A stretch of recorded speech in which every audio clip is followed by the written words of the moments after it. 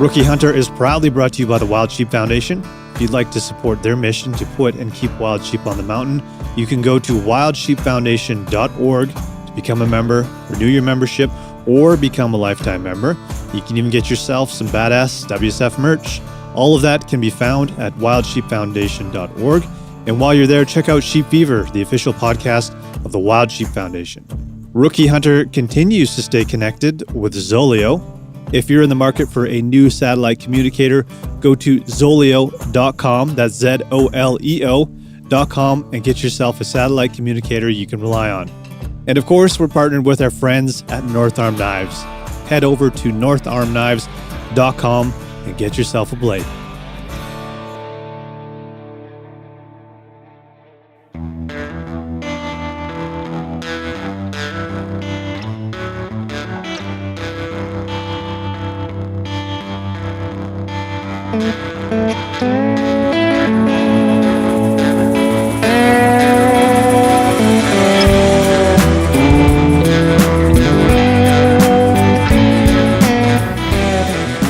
Hey guys, welcome to episode 185.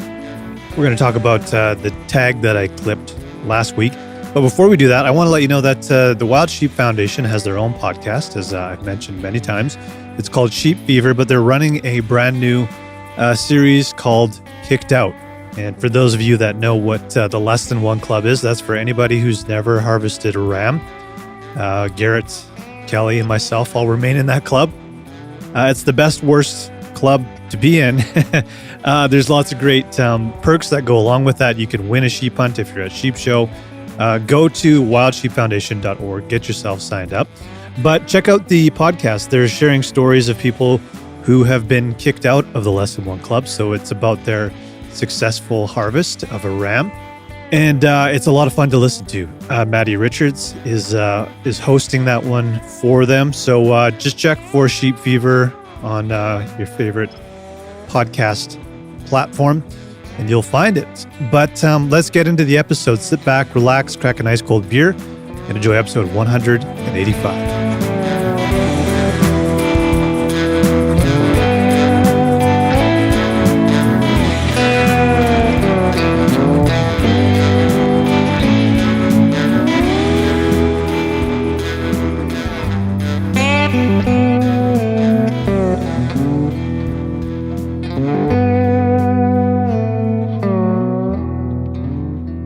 All right. Well, I hinted at cutting a tag on the last episode, and that's precisely what I did. So I got back from my solo hunt empty-handed, and I did this last year too, and I'm going to go back to what happened last year. But there's that, that nagging feeling that you haven't really accomplished what you set out to do. And, I got settled back at home after that hunt for a day. I got back on Sunday, spent the day working on Monday, spent the full day working on Tuesday, and 4:00 rolled around. And the whole day I kind of had it in the back of my head. I'm like, man, I want to get back out there. You're kind of having like withdrawals from being out in the bush. And honestly, it was really hard to leave that spot where I did my 3-day hunt. I was kind of sad leaving there. So I hummed and hawed. I'm like, it's 4:00. I've only got, 6:30 is sunset, which gives me until about 7:30 at the very, very most for legal shooting light. And I was like, I was just starting to feel lazy end of the day. I'm like, you know what? Nope, fuck it. I'm doing it. Let's go. So my pack was still kind of packed with all of my overnight stuff. So I quickly ripped it apart. I, just had the essentials in there. I had like a liter of water, my kill kit, first aid kit, and a headlamp. So I jumped into my car. It takes me like an hour to get to this spot, to the trailhead. And I finally get there. It's about 5:00. This trail that I go to is, I feel like a lot of people don't make use of it. It's pretty empty. It's a spot that I've gone to numerous times, and most of the time, I'll have it to myself. Sometimes I'll run into the odd hiker here and there. I've seen a couple guys on bikes, but is very underutilized. Let's put it that way. And I pull up and I'm thinking, oh, it's late. Maybe there'll be another hunter in there. I might see a truck or something. But I pull up and I'm like, holy shit. And it's like sprinter vans and trucks. And I'm seeing the tailgate covers. And all of a sudden I'm seeing guys with all their bikes. And I'm realizing it's a cycling club or something along those lines. I'm like, fuck. So I'm like, whatever. I made it all this way out. Maybe these guys are just packing up. So I quickly, you know, grab my backpack. I'm always a little bit uncomfortable in those situations. And like, I don't want to, make people uncomfortable with my rifle and all that kind of stuff. So I'm always overly friendly and kind of waved at everybody. But just quickly threw my pack on and started hauling ass up the trail because where I wanted to get to was about 3.5, 4 kilometers into the trail. And if these guys were going in, I wanted to get well ahead of them. I figured out they'll probably meet me like halfway through. So anyways, I was hauling ass on the trail. It was pretty light backpack, so I was able to move quickly. By about 6:15, I had got to where I wanted to be in. This is a spot that I had seen a few bucks in previously. So I knew there was a good chance there's going to be one hanging around. And so I get to the spot.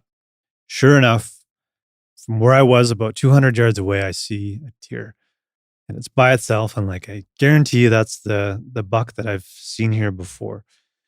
And, we're getting to that point where light is starting to fade, even though sunset is at 6:30.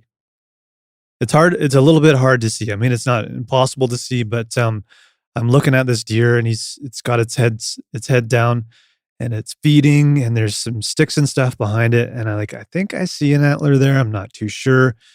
So I'm watching. And then, I just couldn't get it to turn its head in a way that, would have gave me the confidence to see if it was a buck or not. And finally it puts its head up and, it turns and, it's at least a 2 point and it's a decent size 2 point. And to go back to last year and the year before that, I had told myself that I wasn't going to harvest anything that was under 4 points. And I don't hold anything against anyone who wants to shoot something that's under 4 points. And as you'll hear that, I threw my rule out the window this year, but honestly, which may come to as a surprise to some of you, the last thing I've harvested on my own, was the mountain goat in 2019. So it's been 6 years since I've pulled the trigger, which isn't always important. I've been part of other successful hunts that have put meat into my freezer. But so last year, as you guys know, I had an issue with a misfiring rifle, and it turned out that what I had was a shitty box of ammo. They were Remington core locked, and I had chosen those because the Nosler trophy grade ammo that I had was shooting a little wild. It was like one right down the middle, one a little to the right, one a little to the left. It was almost like kind of going in a circle, and I was repeating this sort of same pattern. So I thought, you know what? I'm going to switch to the Remington core locks. They're a cheaper ammo. They're, from what I've heard, they're actually pretty decent for that price. And it's what my dad shot in there. And I had actually shot all of my deer previous with that ammo, and it was very accurate in that rifle. So that's what I bought and went to the range, and there was a couple of misfires, but for the most part, it was good because I had started with the Noslers. Anyways, it was kind of weird. It's one of those head scratcher situations where I didn't know if it was the rifle. I didn't know if it was the ammo. I was leaning towards it being the rifle. And so when we did our big trip last year, Garrett and Kelly and I found a 4-point buck, and I was very excited about it. And I went to pull the trigger and click, nothing.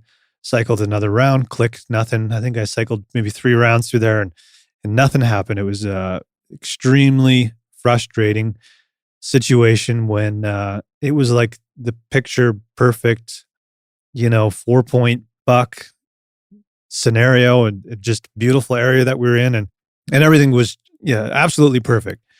So that didn't happen. And when I got back, I took my rifle to the gunsmith and got them to check it all out. And he told me that the oil, I'm repeating some of this, so apologies to you guys, but the oil had kind of hardened inside of the bolts just from temperature swings and stuff like that is apparently what can cause that. So they cleaned it all out, told me it was working fine. Knowing that, I thought for sure it was the rifle, not the ammo. So much like I did this year, I was keen to get back out there. I was determined to get myself a buck, and I went out and I found a really nice 3-point buck and pulled the trigger on that, and click, nothing. Cycled a bunch of rounds, click, click, nothing. So that was the end of my year last year. And so this year I went out with, it's 4-point only season for all the way up until October. And was quite happy to try and find myself a 4-point. I never did. And so when I went on this hunt last week, I kind of, started talking to myself. I'm like, well, what if you see 3-point? I'm like, yeah, definitely I would do that. What about a 2-point? Maybe I would do that. Spike? No, not going to go that far. So I had it in my head that if I saw a 2-point or better, then it was fair game. And that's the reason why I didn't want to go another season without meat in the freezer. And I had the goal this year to accomplish this solo. And I wanted to do it with my dog. That adds an extra level of difficulty to it. And I kind of like making things difficult for myself. So I really wanted to accomplish this. So when I saw this buck, I had already made up my mind that, yes, I was going to do this. It was a decent size deer, even for a 2-point. And so I started to get myself ready. And so going back to all of those guys on e-bikes, I figured that they had taken a trail. There's actually there actually might be 4 different routes that they could take. And given that I had already hiked like 3.5 kilometers into this trail, I figured that they had taken one of the other routes, or they were packing up when I got there. But I had the feeling that they were coming in, which was a bit odd. But anyways, I've got this buck in my binos. I've determined that it's a 2-point, and I'm starting to get, my earplugs out. I want to close the distance a little bit and get to the spot where I can comfortably shoot from. I spotted a nice stump and another stump where I could tie my dog off, which I'll explain more. So anyways, I'm about to head down this bank and get to where I want to be. And this deer has no idea that I'm watching it. So this is all perfect. The wind is perfect. And I look back and I see a group of about 8 cyclists coming on the trail. I'm like, you got to be kidding me. And so they pass by, say hi to everybody, nod, smile. The last guy goes by and goes, there's another group coming. Like, oh God, you got to be kidding me. So I wait a couple more minutes. I'm still watching this deer. I can see that it's sort of getting nervous watching all these cyclists on the trail, but it's a couple 100 yards off of the trail. And it's not acting spooked. It's not like it's going to run or anything. But I see the next group coming, and there's another 8 guys or something. So all right, these guys are going to go by. I can go down there. I can get ready. And the last guy goes by. He goes, there's one more cyclist coming, and he's on a regular bike. So I'm like, fuck, man. These guys are all on e-bikes, so they're hauling ass. And so I'm like, whatever, I'll just, keep an eye out for this guy. I'm going to go down the bank. I'm going to head towards where I want to go and get myself set up. And this guy's taken forever. I don't know why he decided he wanted to use a regular bike with a group of 16 guys that are all on e-bikes. But here he comes huffing and puffing down the trail. I'm like halfway to where I want to go and set up, but the guy comes. I'm like, okay, this is, Buck's still there. Hopefully this guy doesn't blow up for me. He'll be gone in a minute. But sure enough, he gets on top of me, up the bank from where I was. He has no idea I'm down below him. And I can hear him just gassed. He's like, sounds like he's going to die. And he's drinking water. I can see the guy perfectly, and again, he has no idea I'm there. And then he's fucking around on his phone. I don't know what he's doing. He's on Instagram or texting his wife, warning her that he's about to have a heart attack. But finally, this guy leaves, and I don't know how the buck was still there, but it had moved a little bit. It was kind of feeding and getting away from the trail, probably just because there was so much commotion on the trail, and so I'm like, well, I've only got a bit of time to make this happen. This buck is probably not going to hang around much longer. So I got to the first little tree stump, and I tied my dog off. I left my backpack there with him, and I wanted to leave him there because I didn't want to blow his ears out. That's something I didn't think of much about when I had my last dog, Oscar. He was right next to me when I shot my 4 point, and I probably blew the poor dog's ears out, and I didn't want to do that again. So he was probably about 30 feet behind me, and he had his radio collar on, which I can beep, vibrate, and like I said before, in emergency situations, it does have a shock setting. I don't like to use it, but I have used it just to snap him out of situations I don't want him to be in. But it's very rare that I use that. But anyways, he's got his collar on. He knows what that collar can do, so he's very well behaved when he has it on. So I just told him, man, you can stay here and wait. Wait is a kind of a trigger word for him. And so he just watched me walk up, like I said, about 30 feet away. And he was very quiet and was pretty cool, man. It's like he really kind of keys into my energy, it seems like. And that's the interesting thing about hunting dogs, even though he's not a trained hunting dog. He's very like in tune with me and seemed to know that, this was a situation where he needed to really behave, and that's what he did. So I found this this tree that was like, it was a little bit high, but it was almost like the perfect height for me to rest my rifle on and put my sights on the deer. And it's still standing there. It's feeding, slowly kind of moving through the brush. But at this point, it had stopped and it was perfectly broadside.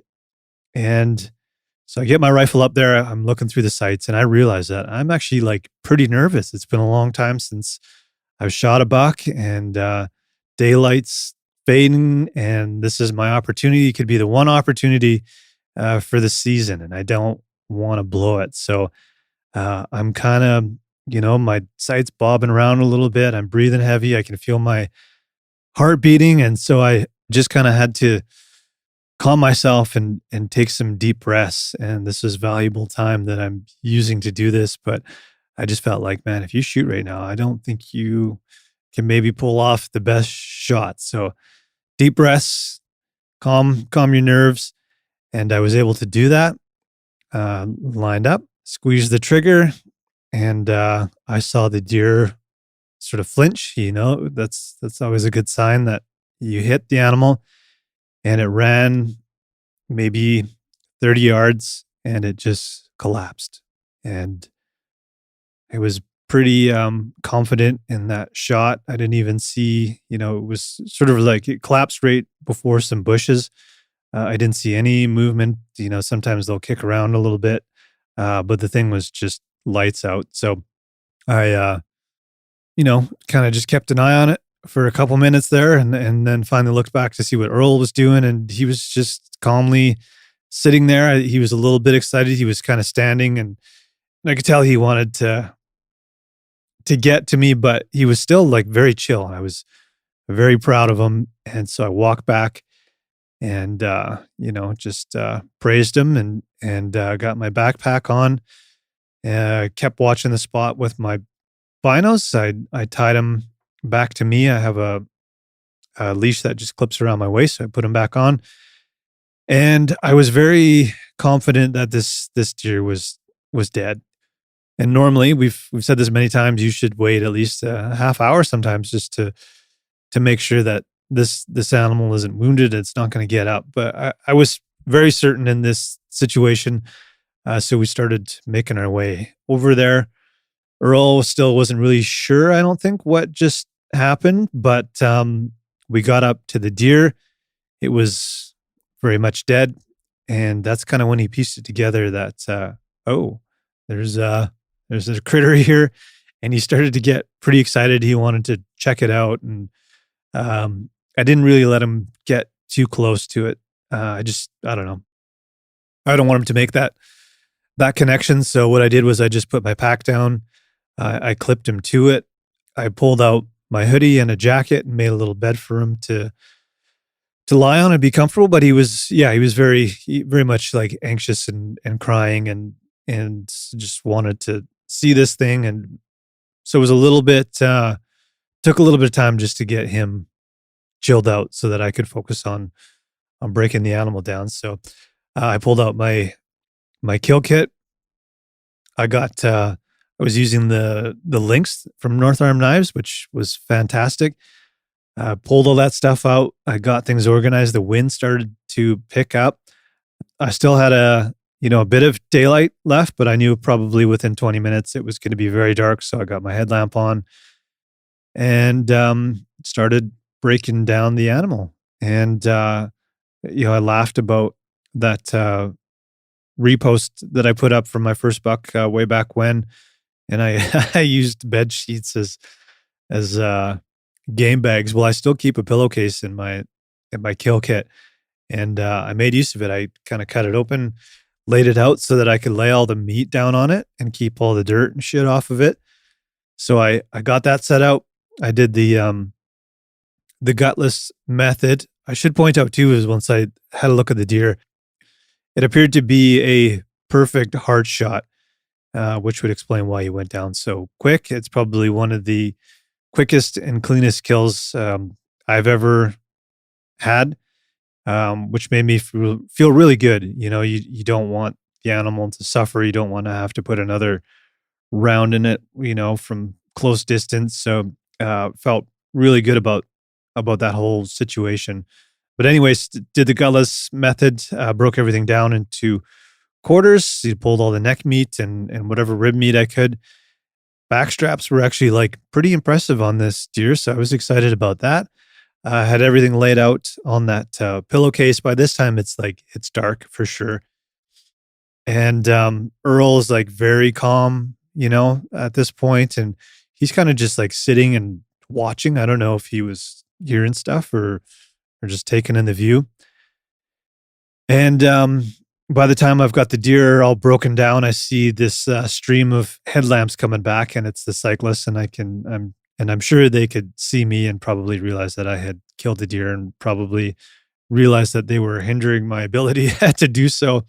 But they carried on. They were pretty far. I mean, 200 yards off the trail.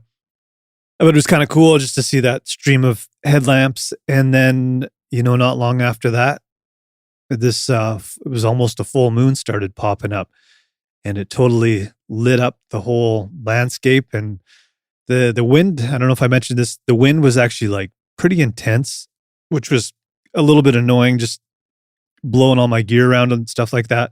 But the wind calmed down, and I got all the meat into the game bags. And because it was dark, and I felt like time wasn't necessarily on my side, I decided to keep the bones in all four quarters. And I had thought about this beforehand, and I want to make bone broth and stuff like that. So I thought, if it's manageable and it's going to save me time, I'm going to pack out all the bones from the quarters, keep everything intact. So I put all the meat into it was all in game bags, put 2 quarters in each game bag, and then the back straps and all of the extra neck meat and all that kind of stuff that I had cut off into another game bag. So I had 3 bags, and then I had these big clear industrial bags that I really like just for keeping things clean. I put the game bags into that bag, and then into the meat shelf in my backpack, tightened everything up, picked it up. Is very heavy, but manageable. And I only had like 3.5 kilometers to hike out. So I thought, perfect, I'm going to do it. This is going to hurt tomorrow, but who cares? This is great. I want to make use of as much of the animal as I can. So I let everybody know that I had shot a deer and that I was making my way out. And by the time I got back to my car, it was about 9 o'clock. So all in all, it was like a pretty quick trip, and everything went very well. I had a buddy in Kelowna who's got a big empty freezer, so I asked him if I could trade him some meat for some freezer space, and he quickly said yes to that. So I got back into Kelowna, swung by his place, threw everything in there, just kept it all in that one bag. It was a quick transfer and tossed it over, and that was the end of the hunt. So mission accomplished. I did the thing that I wanted to do. I wanted to do that solo hunt. I wanted to harvest a mule deer, albeit I wanted a 4-point, but I changed the rule this year and allowed myself to harvest a younger buck. And I did it with Earl, which was awesome. And he couldn't have been a better dog on this trip. I was really proud of him, especially after wanting to kill him after he barked when those elk came into camp the few days prior to that. So there you go. That's the story. First tag cut this season for Garrett and Kelly and myself. As I said, I've sort of switched gears now, and I want to help Kelly. Ideally, I'd love to see him get a nice 4-point buck. That's still something that he hasn't accomplished and wants to do. And I want to see him do that. Just be, it's a group victory no matter what, but to see him get his first 4-point would be pretty awesome. So we're heading out Thursday afternoon. We're going to do 3 days, another 2-nighter in my new favorite spot here, and see what happens. So maybe we'll have some more stories from that one. Well, we definitely will. So we will report back, but I wanted to get you this one in the meantime. And again, if you guys want to, let us know what you've been up to, you can email us info@theRookieHunter.com. You can send us a message on Instagram. We check it sometimes. But do that. And I hope you guys are having a fantastic season. So there you go. Cheers.